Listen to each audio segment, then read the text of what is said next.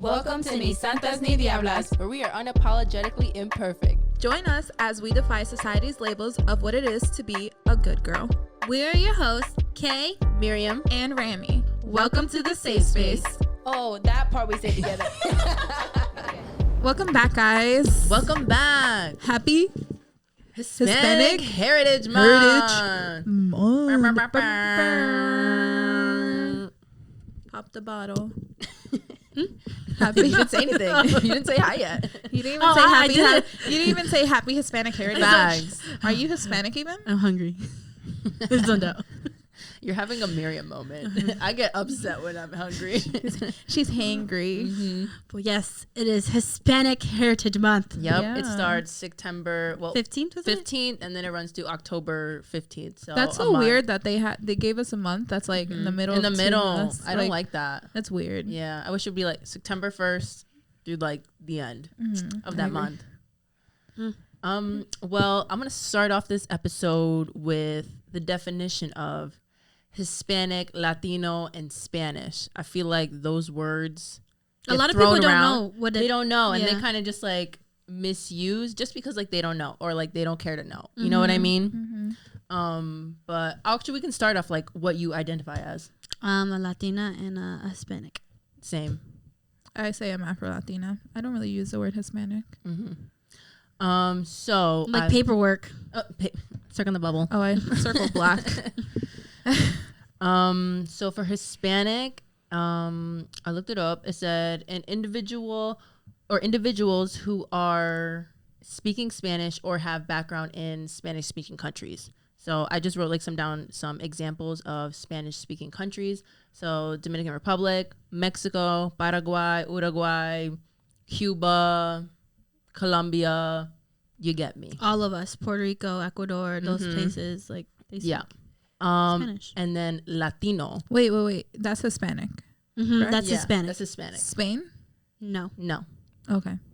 Even though Spain is a Spanish-speaking country? I don't think it is. Wait, is it actually thinking about it now? Wait. Where's We my didn't do enough phone? research. Where's my phone? By definition, that would fall. Are Spaniards considered Hispanic? I can't type that far. So there could, because they're Spanish speaking.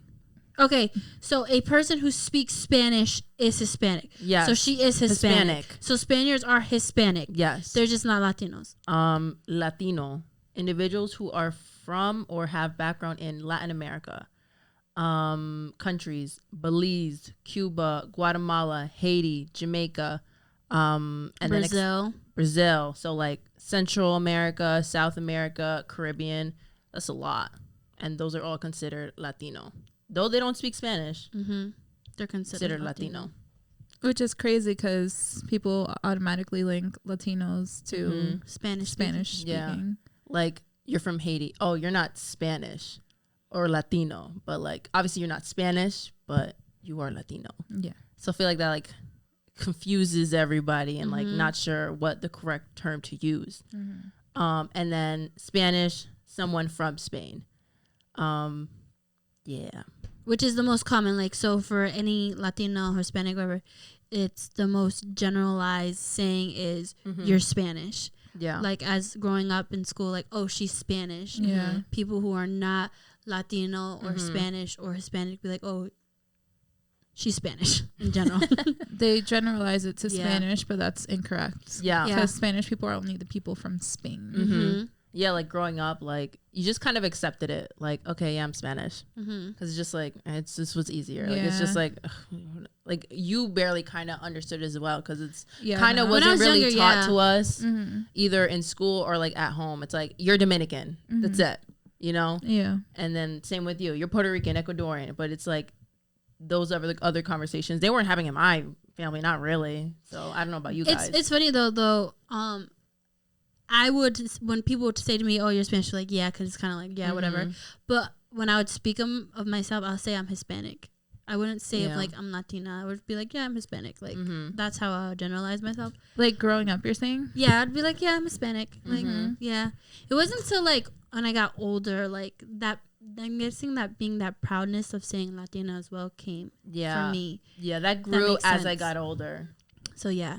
Yeah, I use Hispanic a lot growing up, like in middle school, high school. It wasn't until I think college where I started using Afro-Latina.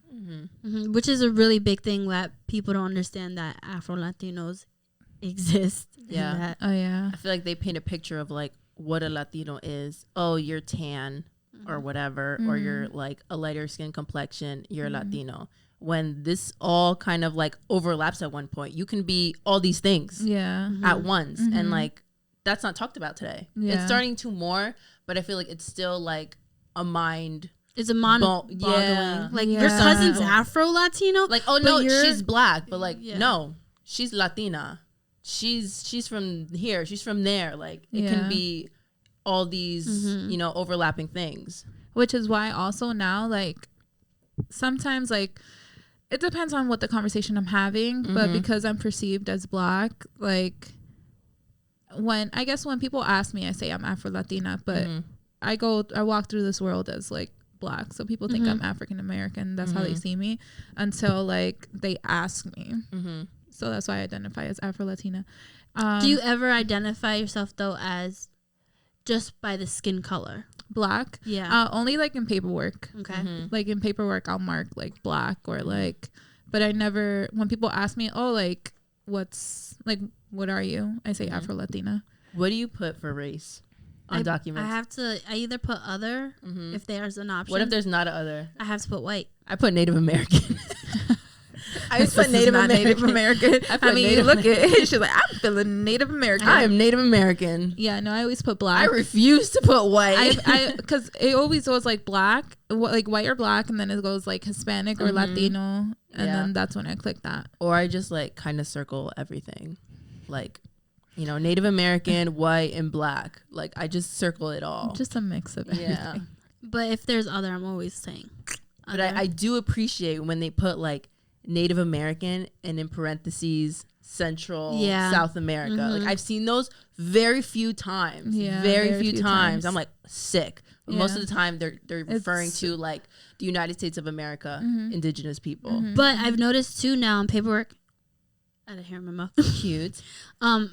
They're putting Hispanic more in the race as an option. Ethnicity. Yeah. Well, I've seen like a paperwork now. They're like race. They're now saying other, like Hispanic for like race. Because that's such like a mixed pot for a lot of people. So yeah. But I do put white because I am white passing. So like, I get that.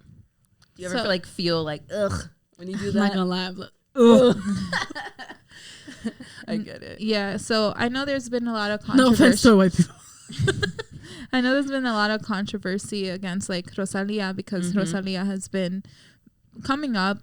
She is Spanish and Hispanic. But I guess she won some sort of like Latino award, and they're like she's not even a Latina. And I guess a lot of social media or like blogging sites, they identify her as a Latina. They're like, the Latina Rosalia, and it's like, that's not what she is. She's have you seen that one TikTok where she's like, I feel Latina or something like that? No, not that one. She's like, where are you from? And like, from Mexico. Me gusta tu tierra. Me gusta tu tierra. I was like, oh, she's gonna take it over. Yeah, she says, I like your land, and it's like, oh God, not again. Not a Spaniard saying I like your land to Mexico.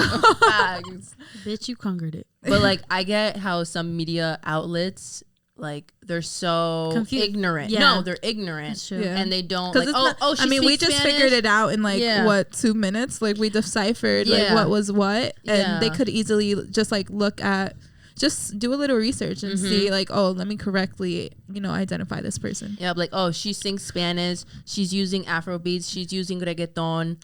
Oh, Latin award. But that's also the in fault of the American school system, education system, because you literally have Spanish as a class, and they do not break those down. But Spanish is the language. I understand that, but they're like always, the history of Latin America. They're always bringing countries up and all this stuff. Like, they always bring up in Spanish class Mexico, and like they always bring.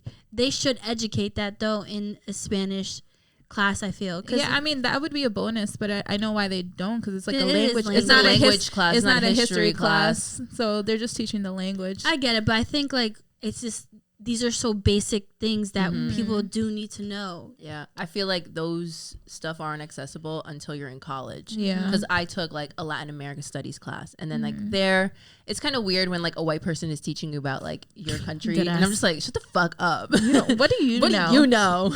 It happens a lot. Spanish teachers be white. We be white, and I'm just like, ugh, I feel uncomfortable. But like, you don't have that access to like later in life.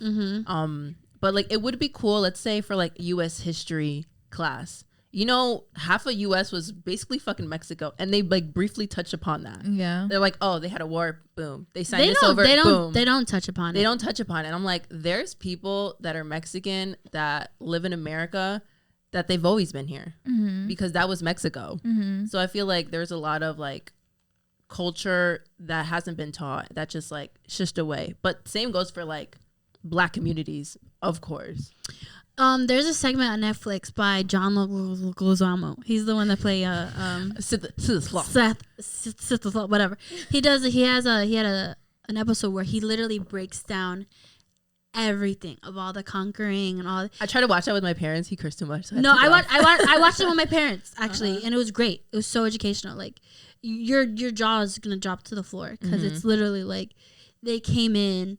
And just they're the majority. The Europeans are the reason why we have a lot of the sick diseases, STDs, all that. It's because of them. So like, it's crazy. It's if it's still up on Netflix, I would recommend to watch it. It's actually it's funny and it's work, but it's really cool. So, do you ever think like, I don't know, maybe it's just me, like if they didn't like take over these countries, if this didn't happen, that didn't happen, like it'd be like such a different world, and like people like us probably wouldn't exist. Like our appearance probably wouldn't exist. You know what I mean? I wouldn't exist probably. I just feel like that's so crazy, and like all these different, I don't know, I don't want to say combinations, but y'all know what I mean? Stuff like that. But yeah, interesting. I never thought about that. Yeah. So something to think about. Yeah. So with this Hispanic Heritage Month, I know in school they used to go down and they used to take this segment, I mean, honestly, and we used to learn about like Spanish people, like Christopher Columbus. Don't you remember that? Yes. It was during this time when we learned about Christopher Columbus, and Christopher Columbus Day, quote unquote, is in October. Yeah, it's like October 12th. Well, it's now Indigenous Peoples Day. Yeah, I always cross out Columbus Day on my calendar. Every some don't have it. Mine's have both. It says Indigenous Peoples Day right under Columbus Day. I'm like, how the fuck do you print that on the same day? Like, I just cross it off. Like, that's so disrespectful. So I feel like that's my only memory of this month, learning about Christopher Columbus, the Pilgrims. The Pilgrims were involved. The Mayflower. The boats. You're just spitting out shit right now. The boats. That's all I remember. That's all I remember learning about. Like I'm trying to think what other like historical figures we learned about in school that are like Latino or Hispanic. None. Yeah, none. You don't learn about like Cesar Chavez. You don't learn about nothing. Like even just like saying Hispanic Heritage Month, like that really wasn't a thing. No, I didn't really see that. I mean, I remember hearing it. But I don't really like. I don't remember like seeing it. Like, you know what I mean? Because like, it's such our educational system is whitewashed. Yeah. So I mean, I don't know how it is now because I haven't been to school in a while. When we were, it's whitewashed, even with Black History Month and also. Actually, I feel like Black History Month we learned a little bit more. We did. Especially like English classes. There'd be more literature. I remember reading a lot like of that. A lot of Maya Angelou. It's a language barrier, I think, as well. So like, so not having the people really know and like going in depth. So like, I don't remember learning anything about. Yeah, it might be different now because I feel like people are more like aware. And our generation are the teachers. Oh yeah, that's true. Yo, so that's crazy. I love watching that on TikTok, and it's like people like my age. Yeah, like I have cousins actually who teach, and I'm just like. That's crazy. Like I could have been. You're feeding these young minds. Like that's fire. Yeah, that's OD fire. Important. Yeah, so I feel like they're a little more aware and they want to educate, the youngins. So. Facts. So what we're gonna do, we have a list of like personal role models or like influence, I guess, something like that. Yeah, like people we look up to or admire, or we feel like that had an impact on us or on society. So we're just gonna have like a little chat. We have a few and give you guys like a background and why we appreciate them. I think they're all female. No. Did anybody choose a male? Did you choose a? No, I was going to, but I chose the female because I was like, no, the female goes way harder anyway. Yeah, as we're like typing this, we're like, oh, Rami's like, oh, these are all female, and I was just like, I don't really resonate with men. Like, I don't know, like you wanna. Not gonna lie though, like he's not famous, but I do as a man. Besides like my mom, but I do really look up to my dad as a very strong Latino Hispanic man. So I think like for like in that aspect, there's no really body. Oh yeah, like that. But I'm talking about my like parents, but like people like famous people in society or like politicians or like stuff like that. I don't think I ever had a politician as my favorite as a role model. Well, I do. So my first one. Besides her.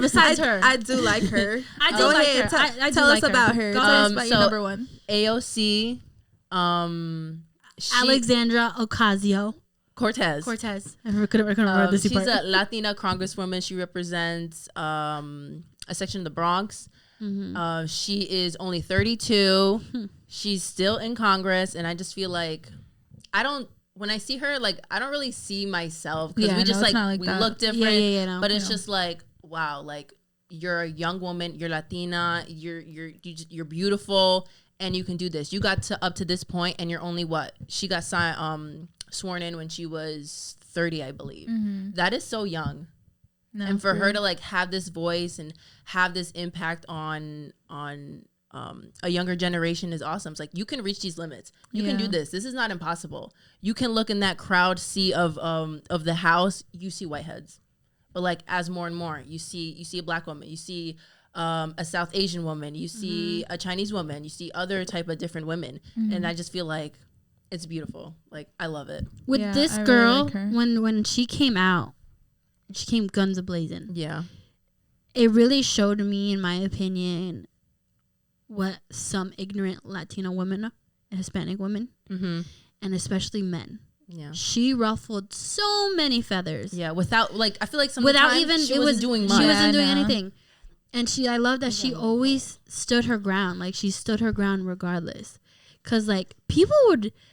I remember... I still have a Facebook. I remember people would be so upset by whatever she had to say. What you say, what she wore. Like, always an issue, what she wore. It was always an issue. But you know you're doing something right. When you got haters. When people are bothered. Yeah. Yep. For sure. I'm going to throw it back a little bit. I'm going to go with my number one. I don't want to say number one.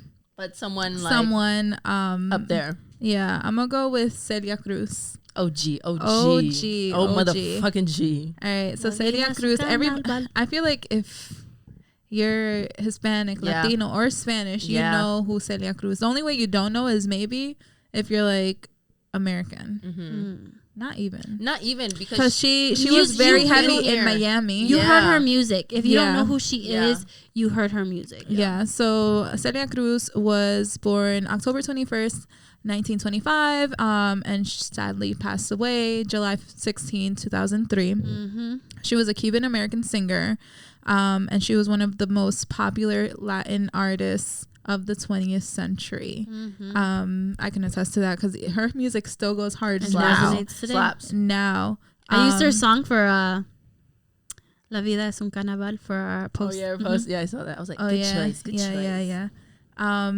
So she had a career that lasted more than 60 years. She made, I like to say that she made salsa popular. Facts. Like she brought it to the States. She brought it to like mainstream. Like out of the club, the salsa club scene to like on TV. She also won over 100 awards, including Grammys, Latin Grammys, Premio Lo Nuestro, Billboard Awards, etc. She also helped other Afro-Latino Americans embrace their own heritage. She was very proud to be Afro Latina. Yes, they were so disrespectful to her. Oh yes. She embraced her African roots, and I love that. I love her fashion, the way she dressed herself. It's just like, this is love her. The colors. Love the. She was the big. Nails. Yeah, everything. The hair, the wigs. She was it. She recorded more than 70 albums and songs. She did her thing. She was also unapologetically like her. Yeah. Like, wasn't she like banned from Cuba at one point or something like that? I don't doubt it. I'm not too sure, but I don't doubt it at all because she was out there. Did you watch her novela? Yes, I did. I couldn't keep up. I couldn't keep up, but I didn't finish it. I watched the start of it, so her young life. So I got to watch that part, but I didn't finish it. But yeah, I love how she's like probably besides my family, she's that was famous. Probably the first like Afro Latina that I seen. Be famous because I can't name anybody else. When I was younger, that was the only one. Yeah, literally, I can't name it. Growing up, I can't name it. It was Celia Cruz, Shakira, J-Lo. Like, that's it. So that's who I would choose as one of my like influences. Yeah, growing up. You want to go? Yes. For me, one of the first ones. Her name is Rita Moreno. If you don't know her. Another OG. She's like the only one that still has a star on the Walk of Fame. If you don't know her, she's an actress, she's a singer, she's a dancer, philanthropist. She's Puerto Rican. What does philanthropist mean? They do like work in like on the field in like community, like humanitarian. Yeah. She's Puerto Rican, and she was the first Latina to win an Academy Award. Which is pretty amazing. What year was that? 1962. In 62. 1962. I feel like that's so groundbreaking at that time. If you haven't seen West Side Story, the original, she plays. I love that movie. Yeah, she's in the newer one too. Oh yeah, I haven't seen the new one. She's the one that sings "And I'd Want to Be in America." She has one of like the famous roles, but like for me, that's really amazing. So for me, a lot of my role models are music influenced and like actress based. And for me, knowing that she's a Puerto Rican and like a Latina and like doing it and like proudly doing it, and she's still like to this day, and she's not afraid to speak up or not do anything. Like she was multi-talented, and not to be like biased, but I feel like a lot of people who have culture in them are super talented. Like those influences are really heavily in there. So yeah, she's definitely one of my biggest. It's just amazing to see her till this day. Yeah, like her ability to dancing and just like for me, still doing what she loves. Yeah, and it's also big because she is Puerto Rican too, which is really great. Puerto Rico is part of the United States, and Puerto Ricans do get treated like less because they're part of they get. It's kind of like when they say I think it's just Puerto Rico, but they say that, oh, you guys aren't really Latinos, you guys are American. And then we're too Latino for America. So you guys don't fit in anywhere. But they're like, but yet again, we're like everyone been in that same type of boat at one point. I feel like that's how maybe we as like Latinos in America or Latinas in America, we resonate more with Puerto Ricans because it's like, that's how I feel. It's like, oh, I'm too like Latina to be an American, but I'm not Dominican enough to be Dominican. Yeah, like growing up, especially in church, it was like majority Puerto Rican, and there was no Central American. Some Mexicans, but it's like you're either Mexican or you're Puerto Rican. I'm Central American, and I'm just like, I'm either having tacos one days or pastelillos one day. Like it was just like, I don't know. I felt comfort with both, but obviously that wasn't who I was, and that didn't represent me. But like, that's just like what I saw. So growing up, always had Puerto Rican food. That's just what I kind of related to at that time. So it's weird that like a whole country are they considered a country? They're a country. I consider them a country. I consider them a country, but it's so ironic that feeling that we have, there's a whole country that feels like that. And And with Rita too as well, she was like the first person, like for many women to see who are Latina or Hispanic, to see a brunette without blue eyes, with hips, with curves and stuff like that, who's speaking, because who's not whitewashing and passing as a white woman. Yeah, and so because back in those days, the ideal beauty type was that blonde, like blue eyed, and she wasn't, and you know. That's representation, and people don't understand that it is important for representation. So yeah, she's definitely one of mine. One of mine would have to be Sonia Sotomayor. I like saying her name, Sonia Sotomayor. But she is a Supreme Court justice, the first Latina to be a Supreme Court justice, which is like the best of the best. Elite. She can veto. Yeah, like I she's think a judge, right? Something like that. Don't come for me, guys. So she was sworn in during Obama's run. I think during that same year. It was either 2008 or 2009. It was one of those. One of those, and I remember watching it on TV, and I was just like this is like major. This is major. Obviously, you know, you don't have the power as one justice in that court, but it's like at least that voice, at least that power. We have someone like if we have one, we can get another. Yeah. You know what I mean? So that her position and who she is like represents a lot of people and a lot of women in a lot of communities. So I love her. I hope she still continues to make great decisions regarding Latinos and Hispanics and women and anyone who is underprivileged in situations. So I just hope there's more people like her. Hats off to her. Yes. Yeah, love her. My next one would be Las Hermanas. I guess it's a group. Las Hermanas Mirabal. So the Mirabal sisters. So these sisters originally I think is a total of 4, but there was 3 of them who kind of like fought back with the government. So in DR, so they were like the guerrillas or like the rebels. Yes. Okay. Yes, of DR. So in DR, there was a point where there was a dictatorship. Rafael Trujillo.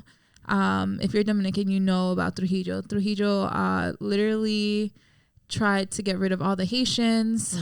He was basically a racist. Was towards like natives as well, like indigenous. At that point we didn't, because you have to remember, I know it's a like mix. Not only is it mixed, once Christopher Columbus came, he got rid of a lot of like the Tainos or the indigenous people, so there wasn't much left. It was basically just a mix of everything.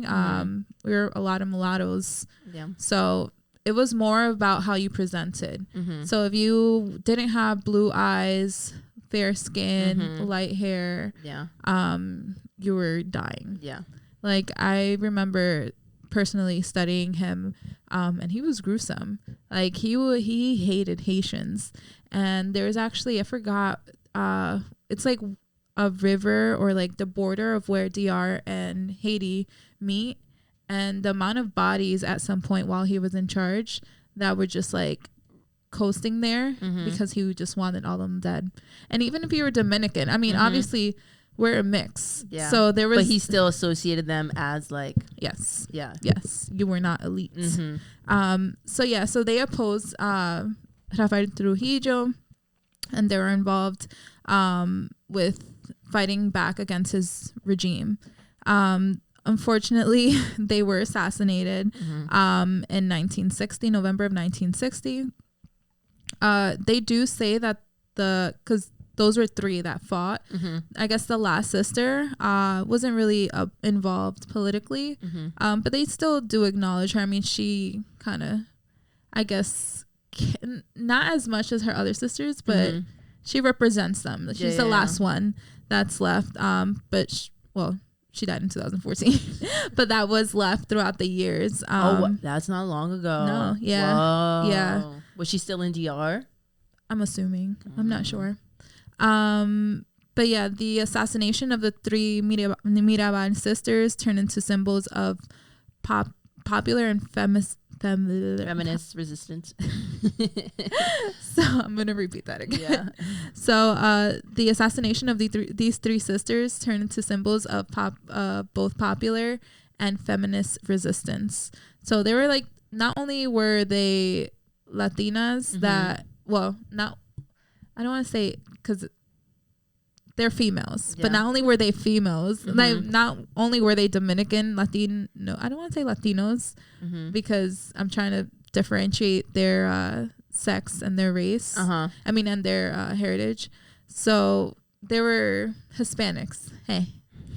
Not only were they Hispanic, but they were females that like began this revolution. Yeah. So I feel like that was like badass. Hell yeah. That's very badass. Like, are you gonna tell me that you have this dictator and no man? I mean, I'm sure there were men like fighting back, but like it's women. It was 3 women, and that's odd at that time. That is uncommon. Yes, like for them to stand their ground. Unfortunately, he had it out for them. Yeah. He wanted them dead, and they found them. But yeah, they did their thing. Next, for me, it's another. For me, it's her name's, I don't know if you guys know her, La India. She's a salsa singer. She's Puerto Rican. And of course, I'm sure she was also heavily influenced by Celia Cruz. But what I love about La India is like she held her own in such a male predominant. If you look a lot of the salsa singers, it's like Hector Lavoe, Tito Puente. Like, I have a love for salsa music. Absolutely have a love for it. All that includes, it's like the singing, the instruments. It brings me joy, like when I listen to it, and I love it. So she has such a distinct voice. She's won Grammys. It's like, it's not low, but it's like strong. Yeah, it's a strong, it's a strong voice. And what I love about her if you listen to her songs, she is a feminist because she has experience with her father beating her mother, and she speaks of that. And she speaks a lot about machismo in her songs. Like she's not afraid to talk about how men did her wrong, and like, and what's amazing about it, because it doesn't sound like she's this hating man person. Like it just, it's beautifully executed, and like she held her own. Like I think Celia Cruz actually handed her the key to New Jersey and stuff like that, which I'm sure is a huge honor. So no, for me, like music wise, like she has a dominance in such a powerful thing, which a lot of people, I know personally, for me, I like to speak a lot through my music, like music in general, like emotions and stuff.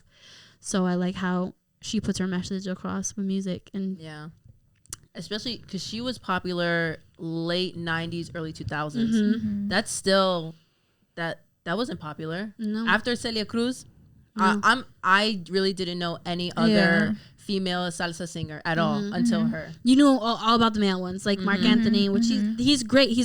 But as a woman, like it's such a male dominated, like and she held her own, and she sang with all these people. And I feel like salsa is such of like I don't want to say like a sensual genre, but it can be. And for that to be so dominated as men, when it can be so like feminine in a way, and she dominated in that. Like I'm a beautiful. I'm like I can speak my sexuality without having to be sexual.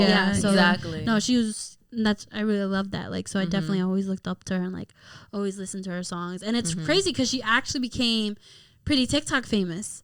I think I saw her. Not her, but her music. Yeah. And I'm like, people like, y'all don't understand. Like she's an OG. Like when I got so random happy. People singing, I'm like, you don't know what you're singing. You don't understand. Like this girl. Like like growing up, I used to love listening to her. So like it was really cool to see how she's coming back in a sense. I'm like, y'all, you guys gotta listen to this song, because once you like if you don't speak Spanish, like translate, and you're like, I felt that. I don't want him either. Yeah. So yeah, she's definitely one of mine. So, yep.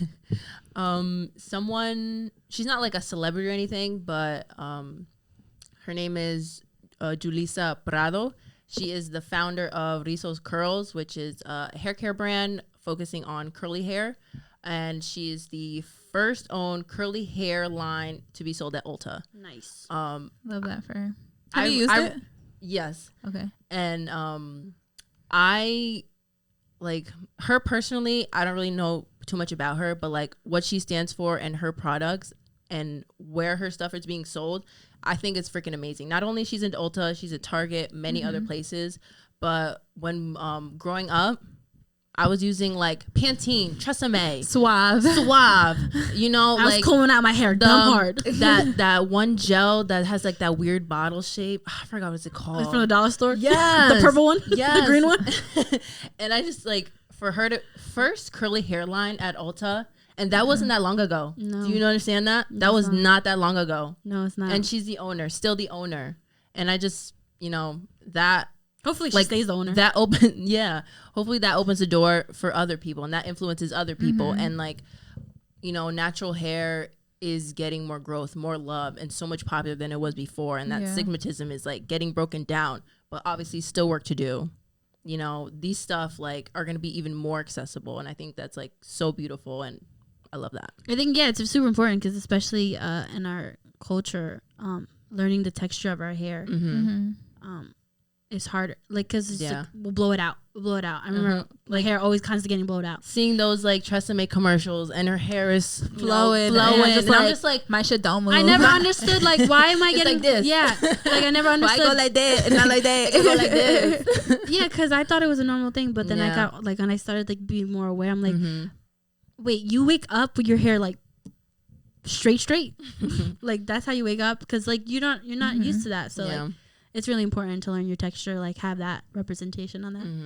I'm gonna follow and pick someone who's also like beauty. Yay! And it's Miss Iris Beling. Her name is I believe it's Shell. I feel like that's what but she goes by, and her Instagram and her TikToks are Iris Beling. She's the first Afro Latina that I seen like on YouTube or like makeup industry. Like I remember seeing her video on Facebook and I was like, whoa, I was like, she looks like me. I was like, oh my God. And she does makeup. So that's when I started following her. It was like back in the day. So those of you who don't know, she's Panamanian. She's a makeup artist. She became a YouTuber and Instagram phenomenon. So she's hilarious. I freaking love her. She takes a lot of, like, she's authentic. Like she literally, I feel like I'm talking to a homegirl. Like I feel like we're FaceTiming and she's getting her makeup done. Like she's raw and she's real. And she's also plus size. Yeah, she is. Yeah. So that's what I loved about her too. Like she's authentically her, and she speaks about her struggles with like either her hair, because her hair texture, she doesn't have straight hair. She's Afro Latina. Like she has mixed hair. So when it comes to like her being natural, her like skin complexion and her weight, like she's always open. Like she does a lot of try-on hauls. And back when I was heavier, like I would just literally go on her page to see her try-on hauls, because we had the same body shape, and I was like, okay, if it looks good on her and I'm gonna get it, and she's confident enough to wear it, I'm gonna get it. And most of my outfits were inspired by her. I learned how to do makeup from her, like 100%. So she started in 2014. I'm not sure how many followers she has right now, but she has a shit ton of followers. Actually, she started back in 2008, her YouTube, 2014, Instagram. But yeah, I believe she lives in California, and she's an amazing person. So if you don't follow her, go ahead and follow her. Her along with real quick, with like Monica Muse. Those two I grew up with. Yeah. She's Dominican. She's Afro Latina. She's actually, I believe she's from either Queens or Brooklyn. She's from New York. So she's another one who was hand in hand. I was like, who do I choose? But they work together. They do a lot of collabs together. She's also amazing. So if you're Afro Latina, I would definitely follow those two people. I think Monica goes by Monica Muse as her Instagram. And then Iris Shell is Iris Beling. So follow them for sure. I'm not Afro Latina, but I love her. Yeah, she gives me a sense of pride as well. Yes. Watching her, she's really great. I love her. Mine is actually kind of weird. I don't think you guys. She is famous, but because I remember her so profoundly growing up, was America Ferrera. A good Betty, sisterhood of the traveling pants. No, whatever. When I first saw her was in Gotta Kick It Up. Okay. You took it back. Yes. You took it back. I remember that because movie's great. I remember that movie so much because she wasn't crazy because it's the world we live in, but she was a thicker girl, and I remember not seeing a girl with dark hair being thicker. It's either she has dark hair but she's skinny and stuff like that. So I remember seeing her for the first time, watching that movie, and I was like, whoa, who are you? She's Honduran. She's not Puerto Rican? No. I thought she's Puerto Rican. Yeah, she's Honduran. Is it Honduran or Honduran? Honduran, sorry. She's Honduran. Yeah, she's not Puerto Rican. I thought she was like Mexican. I thought she was Puerto Rican. I thought she was actually. I thought she was Mexican American. But it's not. I didn't know she was Honduran. So she was like, I remember growing up and I seeing her, and then seeing her in the Sisterhood of Traveling With, and she was still thicker at the time, and it's like you don't see that because that's actually a really big part of the hips. I looked up to her a lot actually. Mm-hmm. You know what's funny? The other girl, the girl who's Greek, she's actually Latina. Oh really? The one with the Alexis, yeah, she is. I think she's Mexican. She's Mexican, something like that. But Latina queen. Yeah, so I remember always, and when she did Ugly Betty, because that representation of having that thicker person. But she's also really big in like sexual harassment and also immigration. And I feel like she was one of the first, like I want to say. I don't know if I'm using the correct word of like icon, but mainstream. She was super mainstream. Like Latina. It's like, America Fair. Like she was, you know how at some point they were casting like the same people for the movies to be like, oh, the Latina girl, or the Latina friend, the Latina sidekick. Boobs, hips, thicker. Hair. Yeah. So she was the first one I kept seeing consistently. She wasn't that quote unquote like typical, unfortunately, like stereotypical, which is terrible because she is beautiful, but she would consider like she was like the Duff. Yeah, she was the Duff, designated ugly fat friend. If you guys have never seen that movie, it's a funny movie. But yeah, so I will always remember that, seeing her and Gotta Kick It Up, and I was like, oh wait, she kind of looks like me in a sense. Like, so I remember clicking in my head because I was like so profound and like, wow, like Disney Channel was like blonde, blue-eyed and stuff. So that movie was kind of cool. So yeah, she's definitely one of them. I don't see her much. She's like really doing like activist stuff. Yeah. But she does have a show. I don't know if it's still running, but she was supermarket show. Yeah. Oh yes, I love that show. Yes. Cloud 9. That show's so funny. Yeah. But yeah, she did do that for a while. That's definitely one of them. So shout out to you, America. So I have this one person that I used to be influenced by heavily. And like she did. You know, I loved her art. You know, I'm surprised. I feel like if you were about that life, I'm surprised that she's not tattooed on you. Oh yeah, I'm not about that life. Yeah, but if you were about that life, I wouldn't be surprised if you had her tattooed. Yeah. That's how like. So Frida Kahlo, I still love her art, but like her and like what she represents is not true.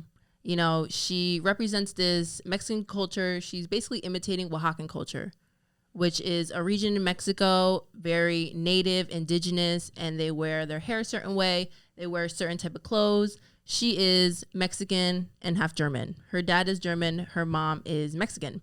Her mom is not from that region, so it's kind of like fraud work. Where was she born? Mexico City, I believe. Don't quote me on that. I don't know. Yeah. I wasn't. I believe.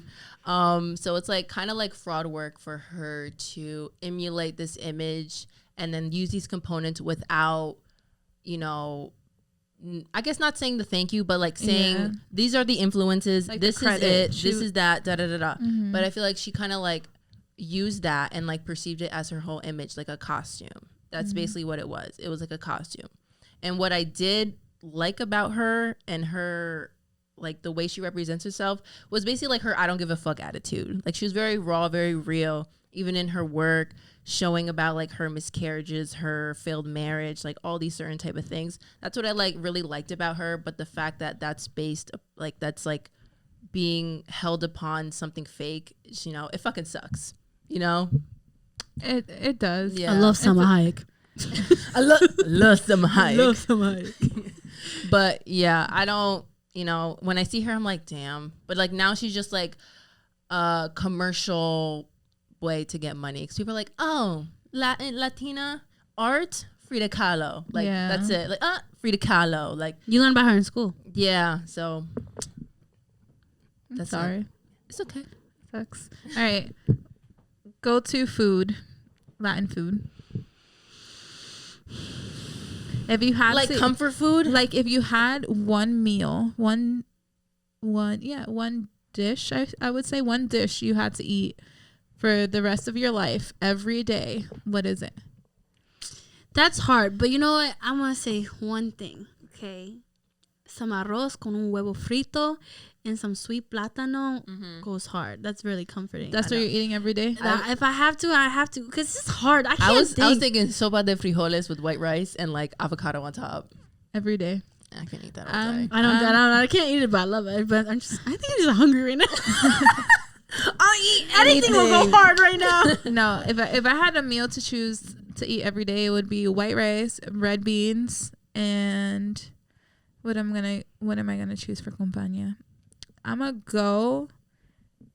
I'm tied between berenjena and bacalao. Bacalao. I think I'm gonna go bacalao every day. Your mom's bacalao. Yeah, mommy's bacalao because everybody else is does not mommy's compare. Bacalao. I can probably eat though every day maduros and tostones. I can probably eat that every day, honestly, as a side. I can always have that as a side.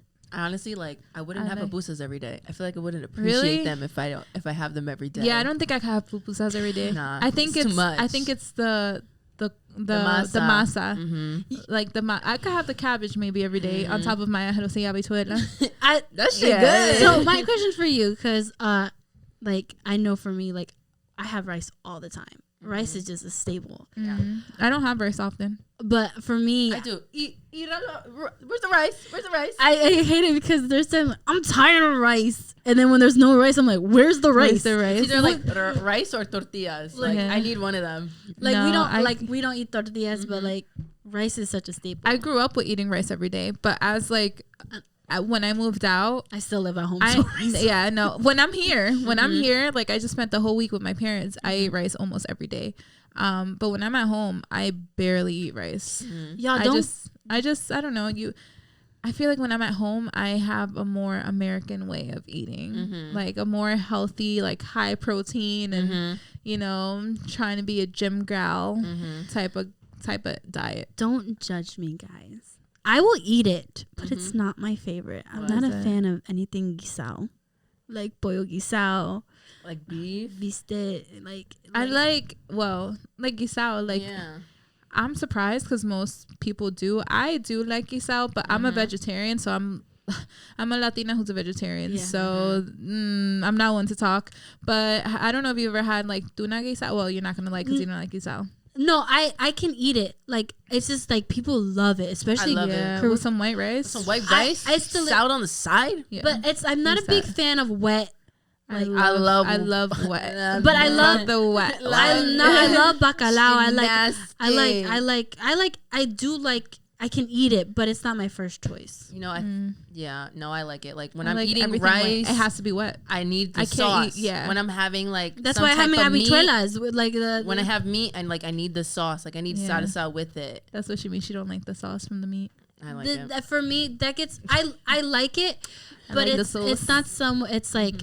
I don't know. It's something about it. Kind of grosses me out sometimes. The meat, just like sweaty meat. Sometimes it grosses me out, but I can eat it. Don't get me wrong. Like, I when I eat it, I'm like, oh, this is delicious. But it's like not my go-to at all. It's just like a texture thing.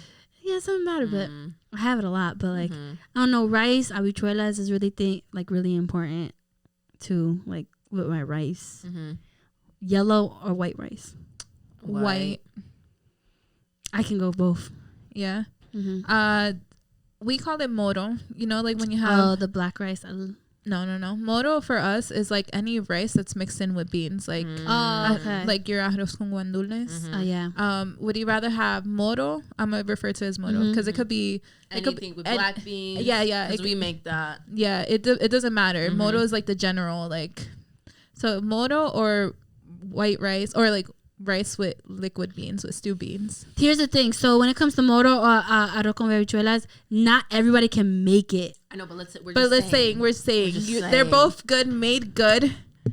What are you picking? I know my decision. I'm gonna say I'd rather have arroz con habichuelas. Yeah, I need the sauce. Yeah, I need that because like the moro hits sometimes, but then I eat the moro with like a guisado de tuna, like something that has oil or like something that has like actually no, because my grandma makes some of the best. Like people actually have asked to pay for her to make it for parties, and I can eat that by myself. But yeah, I could eat it. But what are you choosing? It's hard because like if I could have hers every day, I would. Hers. Okay, hers. I would choose hers if I could have it. Or every day. does she make? Yeah, she makes both of them. Both. Damn, that's so hard. Nah, she makes it so. It's hard. Honestly, I can't choose. I could choose. I love rice. I'd rather have rice and beans. I love versus rice. like a moro. I'm not a big fan. So, as speaking of rice, though, I'm also like Latin rice. I'm not a big fan of like quote unquote Latin style rice, like when the restaurants make Latin style. Oh my god! At work, like I made Spanish rice. I'm like, she's like, but it's from the box. I'm like, and I also I'm not a big fan of Good job. I'm not a fan of a box. Sticky rice. I'm not a fan of sticky rice. I like sticky rice sometimes. I like sticky rice when we're talking about Asian food. Yeah, but like when it comes to like rice though, like when I put too much water, that's when it's sticky. When I go to like hibachi, I will never get the rice. Yeah, but we're talking about Hispanic. I know. I just thinking like when it comes to like that stuff, I just think about that because I can be very picky when it comes to rice. I don't know why certain people. And bro, cook your rice. There's people do not serve me no uncooked rice. And if your olla, okay, I want to know where she's going with this. I feel like she went far off. Sorry, I just went far off. Just think about it. If your I'm on the other continent, I'm back. If your olla is not brown from all the rice it's made, I don't want the rice. What if I just moved into my place? I don't want the rice. I need that olla that's been from years passed down. You know, honestly, that's bad because the aluminum. I know, but that rice be kicking though. That rice be so good. Like, I want that olla. Ese cardero, I want that one. What else? Do you guys I don't really celebrate Hispanic Heritage Month unless it's like those little festivals.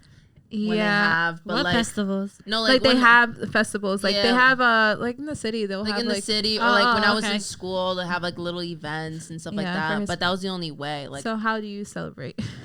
Celebrate every day. Now, like, you know, if there's like a little festival like in the towns around us, I'll go. Other than that, like that's it. I don't know, I'll buy some merch. Oh yeah. I'll buy some merch. I'll buy merch. How else can I seen this TikTok? It's like it's Hispanic Heritage Month. Venmo me, literally. Cash at me, Zelle me. It's faster. Did you guys ever feel like in school that you weren't Latino enough because you didn't do like the salsa club or like?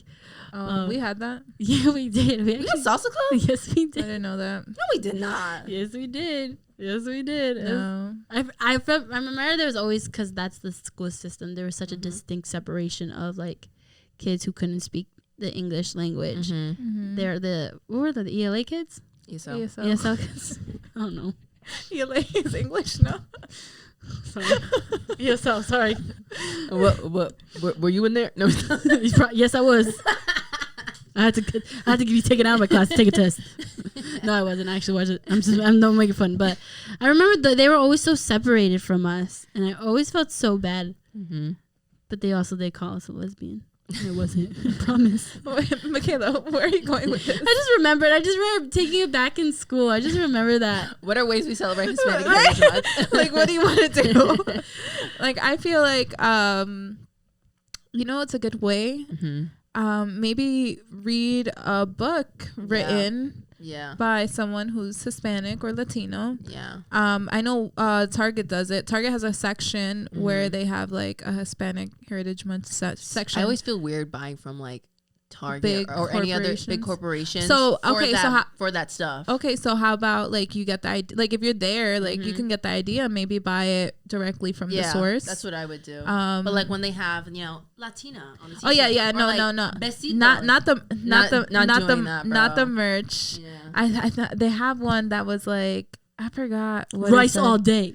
No, like some I corny forgot stuff. what it was, but it was like something. It was a cringy like cringy saying. No matter what. Like I feel like with like pride, like I get what it is, but I just feel like it's still like, and you're just monetizing.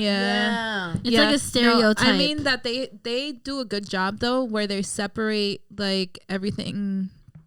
Like they have a little section. It's like Latino authors, so like in the back, and they have like Latino like artists or like stuff like that. And maybe take a look and look them up online, look at their Instagram, give them a follow, do ebooks, like find ways to support whatever's like the best source to buy it from that they're gonna monetize from the most. That artist or that author. I would do that. Maybe watch films from Latino filmmakers. I would support that. I feel like that's a good way to do it. Yeah. Like listen Miriam to this said, podcast. Yeah. Period. Just do Google research. Yeah. Also, like Miriam said, like the festivals, like sometimes the festivals you can like meet people and you'll find like artists like in the sense where they make bags or they make jewelry. She makes jewelry. So stuff like that. I feel like that's the best way. Like with trying different Latin American food. At these festivals, because you have the direct contact and they're making money. I feel like that's the best way. Like if you don't want to cash at me, like I get it, but give them some money, like uplift, like as a Latino, like let's uplift each other. We're not from the same races, we're not from the same countries at times, but we got to help each other out. We're still neighbors. Literally. So I love to see other Hispanics and Latinos win. So I feel like that's how I'm going to be celebrating it for sure forward. So if you guys know of any festivals, if you guys know of any books or like movies or short films that are made from Latinos, and if there's any way we can like help them, even if it's with a simple like follow, like or repost, like if a repost, or even like there's a what is it, like Made by Immigrants? I don't know if you know that brand. Well, she's a Latina who makes like sweatshirts on Instagram, and she makes like hats. And it's like Made by Immigrants. That's what it is. Brands like that. Like help them out, give them a follow. Buy a cap, buy a t-shirt. I think that's how I'm gonna celebrate it from now on. Shout them out. Yeah, give them a shout out. Yeah, if you buy it, I'm definitely gonna look into. This is from who? So and so. Look into a book. Yeah, I feel like it's been a while since I read a book. Yeah, I need a new book. Yeah, you're right. It's getting cold. Time to go outside. Time to crack open a book. I've been inside this whole time. But yeah, so happy Hispanic Heritage Month. Yes, and we're gonna celebrate with some food. Yeah, we're about to go eat some food, some Dominican food. Yes, we are. All right, guys. You know where to follow us. You can follow us on Instagram at Ni Nacho Santas. Libre. Sorry, just thought Nacho Libre. What are you talking about? I need food. I need supplement. All right, we wrap it up right now. So you can follow us at Ni Santas Ni Diablas. You can listen to us on all streaming sites, YouTube at Ni Santas Ni Diablas. Like, comment, subscribe. DM us. Like I said, DM us with information about these Latin artists. Put us on. Put us on for sure. And like, we would love to support. And if any information was like not accurate, like. Shout us out. Let us know. Yeah. Facts. But yeah, that's all, guys. Love you. Bye. Bye.